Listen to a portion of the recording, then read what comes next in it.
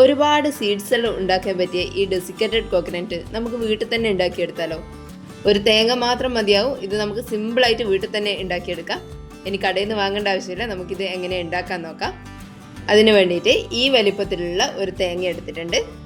ഇനി ഇത് സാധാരണ നമ്മൾ തേങ്ങ ഉടച്ചെടുക്കുന്ന പോലെ തന്നെ ഉടച്ചെടുക്കാം. ഇനി ഒരു കത്തി ഉപയോഗിച്ചിട്ട് നമുക്കിതിങ്ങനെ മുറിച്ചെടുക്കാം. കുക്കിംഗ് എല്ലാം ചെയ്ത് പഠിച്ച് തുടങ്ങുന്ന ആൾക്കാരാണെങ്കിൽ ഇത് ചെയ്യുമ്പോൾ നന്നായിട്ട് സൂക്ഷിക്കണം. അടർത്തിയെടുക്കുന്ന സമയത്ത് കത്തി ഒന്ന് തെറ്റിപ്പോയിട്ടുണ്ടെങ്കിൽ നന്നായിട്ട് കൈമുറിയോ. അതുകൊണ്ട് സൂക്ഷിച്ചിട്ട് മാത്രം ചെയ്യുക. അല്ലെങ്കിൽ എക്സ്പീരിയൻസ് ഉള്ളവരെ കൊണ്ട് ഇതുപോലെ ചെയ്യിക്കാം.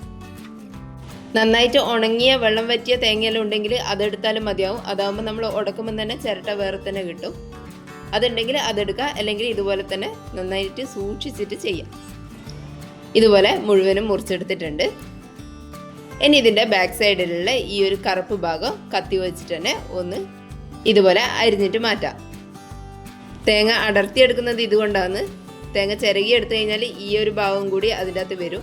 അതുകൊണ്ട് അടർത്തിയെടുത്തതിന് ശേഷം ഇതുപോലെ വൃത്തിയാക്കി കൊടുക്കാം. ഇതുപോലെ നന്നായിട്ട് വൃത്തിയാക്കി എടുക്കുക. വെള്ളഭാഗം മാത്രമേ ഉണ്ടാകാൻ പാടുള്ളൂ. ഇനി ഇത് കുറച്ച് വെള്ളം ഒഴിച്ചിട്ട് നന്നായിട്ടൊന്ന് കഴുകിയെടുക്കാം.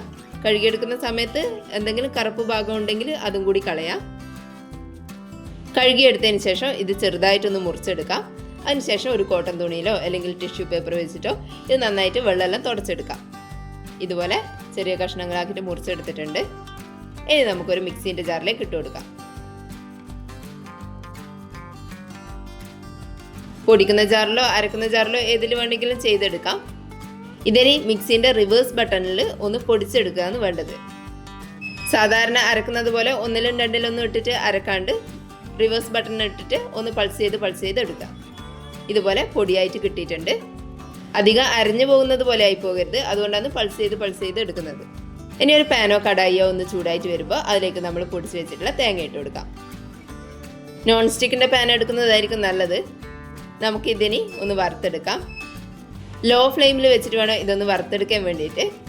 ഒട്ടും ഫ്ലെയിം കൂട്ടി വെക്കരുത്. ലോ ഫ്ലെയിമിൽ വെച്ചിട്ട് തന്നെ ഇത് ചെയ്തെടുക്കാം. കുറച്ചധികം സമയം എടുക്കും ഇതൊന്ന് റെഡി ആയിട്ട് വരാൻ വേണ്ടിയിട്ട്. അതുവരെ ലോ ഫ്ലെയിമിൽ തന്നെ വെച്ചിട്ട് ഇതുപോലെ ഇളക്കി കൊടുക്കാം. ഫ്ലെയിം കൂട്ടി വെച്ച് കഴിഞ്ഞാൽ നമ്മളിത് വറുത്തെടുക്കും തോറും തേങ്ങേൻ്റെ കളറ് മാറിപ്പോകാൻ സാധ്യതയുണ്ട്. നമ്മൾ ഏത് കളറിലാണോ ആദ്യം ഇട്ട് കൊടുത്തത് അതേ വെള്ള കളറിൽ വേണം നമ്മളിത് ചെയ്തിട്ട് ലാസ്റ്റ് കിട്ടുമ്പോഴും ഉണ്ടാവേണ്ടത്. അതുകൊണ്ട് ലോ ഫ്ലെയിമിൽ തന്നെ വെച്ചിട്ട് ഇതുപോലെ മെല്ലെ മെല്ലെ ഒന്ന് വറുത്ത് കൊടുക്കാം. ആദ്യം കുറച്ച് വെള്ളത്തിൻ്റെ നനവെല്ലാം ഉണ്ടാവും. അതെല്ലാം ഒന്ന് ആറി വരുമ്പോഴേക്കും ഇതുപോലെ നമുക്ക് ഈസി ആയിട്ട് വറുത്തെടുക്കാം. വെള്ളമെല്ലാം ആറിയിട്ട് ഇതുപോലെ വറുത്തെടുക്കും തോറും ഇത് കുറച്ചുകൂടി പൊടിയായിട്ട് വരും. അതുകൊണ്ടാണ് പൊടിച്ചെടുക്കുന്ന സമയം തന്നെ അധികം അരിഞ്ഞു പോകരുത് എന്ന് പറയുന്നത്. നല്ല പൊടിയായി പോയി കഴിഞ്ഞാൽ ഇത് വറുത്തെടുക്കും തോറും തീരെ പൊടിയായി പോകും. അതുകൊണ്ട് ചെറിയൊരു തരികളോട് കൂടി വേണം നമ്മൾ തേങ്ങയെല്ലാം ചിരകിയെടുക്കുന്നതിനെക്കാട്ടിലും കുറച്ചുകൂടി ഒന്ന് ഒതുങ്ങിയാൽ മതിയാവും. അതുപോലെ വേണം നമ്മൾ ആദ്യം മിക്സിയിലിട്ടിട്ട് പൊടിച്ചെടുക്കാൻ വേണ്ടിയിട്ട്. കൈവിടാതെ തന്നെ ഇതുപോലെ ഇളക്കിയെടുക്കാം. ഇതിപ്പോൾ നന്നായിട്ട് ആറിയിട്ട് വന്നിട്ടുണ്ട്. സ്പൂണിൽ നിന്നെല്ലാം നന്നായിട്ട് വിട്ട് വരുന്നുണ്ട്. ഇത് നമ്മൾ കയ്യിലെടുത്ത് നോക്കുമ്പോൾ ഒട്ടും വെള്ളത്തിൻ്റെ അംശമൊന്നും ഇല്ലെങ്കിൽ നമുക്ക് ഫ്ലെയിം ഓഫ് ചെയ്ത് കൊടുക്കാം. ഫ്ലെയിം ഓഫ് ചെയ്തതിന് ശേഷം കുറച്ച് സമയം കൂടി ഒന്ന് വഴറ്റിയെടുക്കാം. അല്ലെങ്കിൽ അടിഭാഗവും കളർ മാറിപ്പോകും. അതുകൊണ്ട് ചൂടാറുന്നവരെ ഇതുപോലെ തന്നെ ചെയ്തെടുക്കാം. ചൂട് നന്നായിട്ട് ആറിക്കഴിഞ്ഞാൽ നമുക്കിതൊരു പാത്രത്തിലിട്ടിട്ട് സ്റ്റോർ ചെയ്ത് വെക്കാം.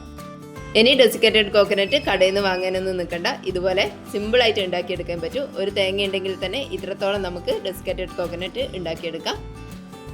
ഇത് വെച്ചിട്ട് ഉണ്ടാക്കാൻ പറ്റിയ ഒരുപാട് റെസിപ്പീസ് ഉണ്ട്. അത് നമുക്ക് ഇനിയും വീഡിയോസിൽ നോക്കാം. വീഡിയോ കണ്ടിട്ട് ഇഷ്ടമായിട്ടുണ്ടെങ്കിൽ ഒന്ന് ലൈക്ക് ചെയ്ത് സബ്സ്ക്രൈബ് ചെയ്യണേ. താങ്ക്